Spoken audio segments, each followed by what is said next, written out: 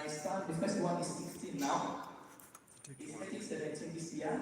The second one is made 14 on the 11th March. And my dad is 12 years. I came here, had 2 boys.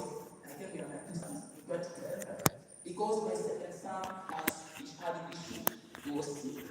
And I had one man asked me, because we come from Kinshasa, not East, we come from Kinshasa. So from Kinshasa to Uganda is a very far distance. So when we stayed in the eastern Congo, they asked my husband, because my son was sick, between her going back to Kinshasa to teach the child and going to Uganda, which is near, what do we prefer? My husband told them, let them cross to Uganda. So actually, I came in here to bring my son in Kampala International Hospital for treatment because he was sick. One reason here, my husband told me, because there is so much work there, people who knows this knows. He told me, why don't you stay in Kampala? Because I'm working here, amen. I can try to come across because it's just one bus from Delhi to Uganda, just one bus. You will stay in Kampala, it's safe for you with the children, I'll be coming. So that's why I landed in Uganda. But when I came here, after taking my son, we had to look for a house. The first people I met was my fellow Congolese. My husband gave them $1,000 to get to that house. They ran away with the money. They disappeared with $1,000. That was 2012. It was around September. They disappeared with money. And I had to stay in a hotel for almost 2 months. 2 months because the people they gave money went with the money. So I was there in the hotel until the Lord helped us. We go to the house around the Chirombe Sound, just there, Chirombe Sound. I reached there, the house was empty. You know, when you just come from the country, you have only mattress, a bed for me and the kids. Meanwhile, my husband is trying to prepare, but every end of the month, we organize a Friday, it comes, he stays Friday, Saturday, and Sunday, even he goes back for work. So I stayed here for almost 4 years with the boys. So he was going and coming back. In that same year, 2012, I got pregnant for my daughter. The last one who was born here in Uganda. I think you have the picture. She's now 12 years. I got pregnant for blessing and gave back to my dad the pictures. She's gone to school. He's a bit. She now was about 2 years. I mean, the yellow dress. Blessed me.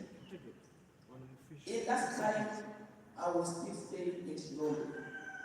But when we reached, can I have the picture, please? Just sorting out. The first dress in the yellow. When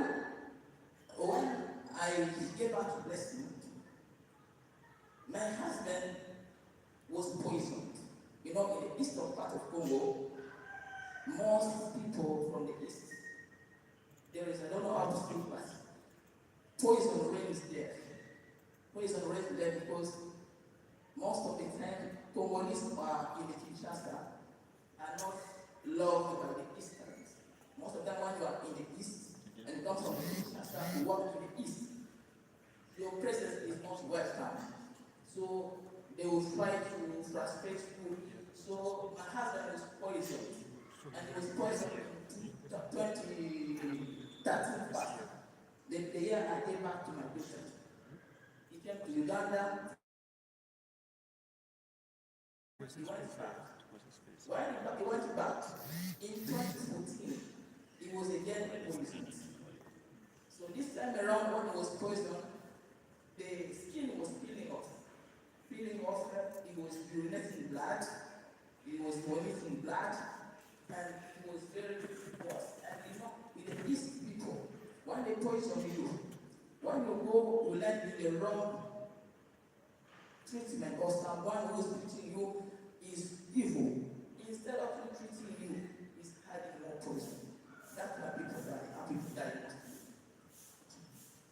this one. Now, when it came, no, this is very far. I'll come there. When he was poisoned in 2014, he went back with big friend, he went back. In 2015, he was again poisoned.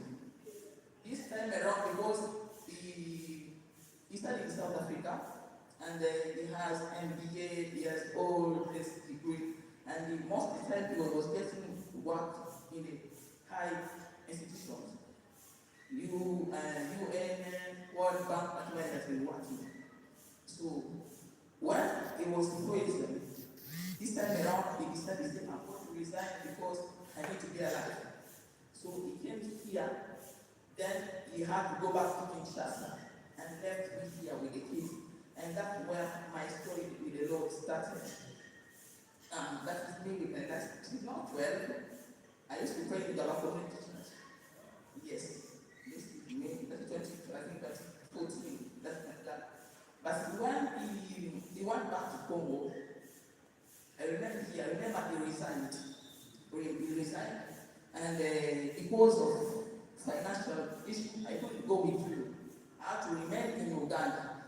This is Hazel, my 3 boys.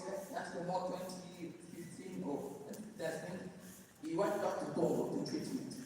When he went back to Congo to treatment, I remained here. And I had a family. They were Asholists.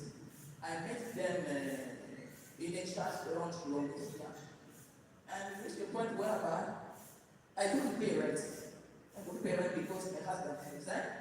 He has about one everything. My husband was 60. Poison is not easy. One you get poison and you don't get good treatment, you can even lose your organs. And he was still being treated. In 2018, I failed to pay rent, I failed to do anything. I had nowhere to go. I slept in a shadow which I don't have them. I lost in some phone. But when I reached in 2019, a friend of mine who is in Uganda is the reason why I helped Uganda. She's from Ateso. She passed away in 2022 because she had tumor in the brain tumor in the USA. This lady in 18 or 19 at the end sent me small money because I was staying in the church to get a house of 160.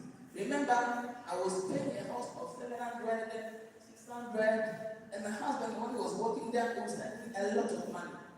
$1,000,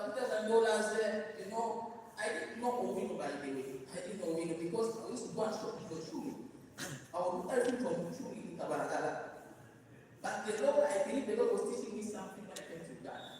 Because I had a call of God, I was in charge. In 2018-19 there, a friend of mine sent me small money. I got that house. That is my dad blessed me. And this was 6 or 7 years. That house was near a toilet. This is the house, the next was a toilet. So it was like, those kind of company where there are too many people inside. But there was one toilet. Everyone will go to the toilet. All the smell will enter in my room. I left there for almost a year and a half. It's from this house that I began to seek God to understand what was happening in my life. Because even in the family, no one was calling me. I'm coming from a family, my father is a professor at the university. My mom was working in the Ministry of Education, and I'm the last born. My elder brother is in the board of directors of the Equity Congo. The second one works in the Ministry of Education. The third one is an engineer. The fourth one is a guy who works in the immigration in Congo, and the last born. So I couldn't stop. But everybody left me. No one was calling, no one was minding. I was on my own. And I believe the Lord was doing the work in me.